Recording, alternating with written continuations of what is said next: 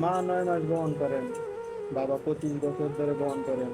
উভয়ের প্রচেষ্টাই সমান, তবু কেন বাবা পিছিয়ে আছেন জানেন না। মা বিনা বেতনে সংসার চালান, বাবা তার বেতনের সমস্ত টাকা সংসারের জন্য ব্যয় করেন। উভয়ের প্রচেষ্টাই সমান, তবু কেন বাবা পিছিয়ে আছেন জানেন না। মা আপনি যা চান তাই রান্না করেন, বাবা আপনি যা চান তার সাধ্য মতো আপনাকে কিনে দেন। উভয়ের ভালোবাসাই সমান, তবে এখানে কেন জানি মায়ের ভালোবাসাটা উচ্চতর হিসাবে দেখানো হচ্ছে। জানি না বাবা কেন পিছিয়ে। ফোনে কথা বললে প্রথমে মায়ের সাথে কথা বলতে চান, আপনি কষ্ট পেলে মা বলে কাঁদেন। আপনার প্রয়োজন হলেই আপনি বাবাকে মনে রাখবেন, কিন্তু বাবা কি কখনো খারাপ লাগেনি যে আপনি তাকে অন্য সময় মনে করেন না?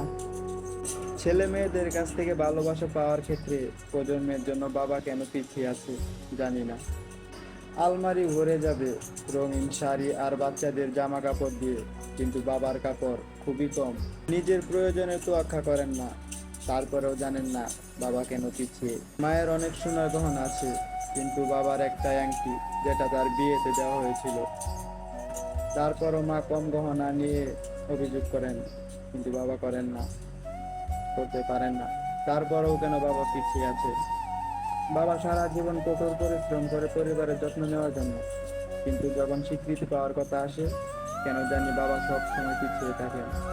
মা বলে আমাদের এই মাসে কলেজে টিউশনি দিতে হবে, মা বলেন আমার জন্য উৎসবের জন্য একটি নতুন শাড়ি কিনলেন, অথচ বাবার নতুন জামা কাপড়ের কথাও ভাবেননি। দুজনের ভালোবাসায় সমান, তবু জানি কেন বাবা পিছিয়ে আছে জানি না। মা বাবা যখন বুড়ো হয়ে যায় তখন বাচ্চারা বলে মা অন্তত ঘরের কাজ দেখাশোনা করার জন্য উপকারী, কিন্তু তারা বলে বাবা ওকে যে।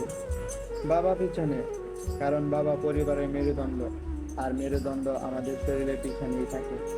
অথচ তার কারণে আমরা সোজা হয়ে দাঁড়াতে পারছি। হয়তোবা এর জন্যই বাবা পিছনে।